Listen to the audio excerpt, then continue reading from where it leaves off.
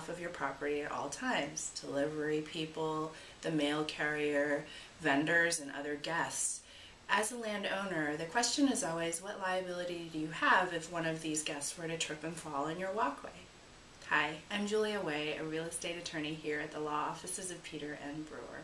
One of the things that I constantly advise my landowner clients and real estate investors is to maintain safe condition on their properties. In my recent blog article entitled Mind the Gap, I discussed the recent case of Cadam versus Somerset Garden Townhouse HOA.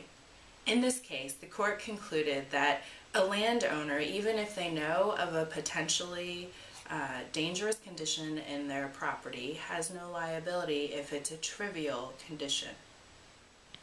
Ms. Cadam lived in a townhouse in Santa Barbara, and while walking in the common area, she tripped. Her fall was so serious that she had to have 6 surgeries over a 2.5-year period. She later sued the townhouse HOA and the property management company. During the trial, the jury concluded that she had been damaged in the amount of $1.3 million and awarded her that amount.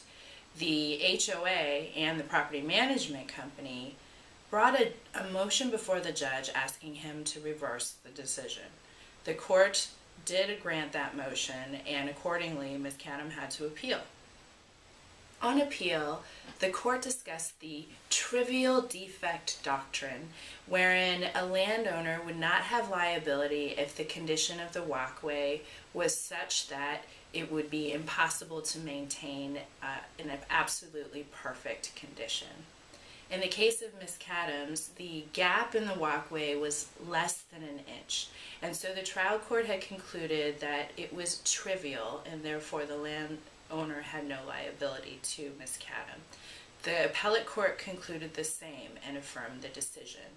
In addition to looking at the actual size of the gap, the court looks at the conditions around the potentially dangerous condition. So in this particular case, there was good lighting, there was no overgrowth of the surrounding landscaping, and therefore the court concluded that a reasonable or ordinary person should be able to see the condition.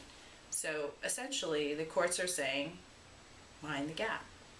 To learn more about our firm and to read some more of our publications, please visit www.brewerfirm.com.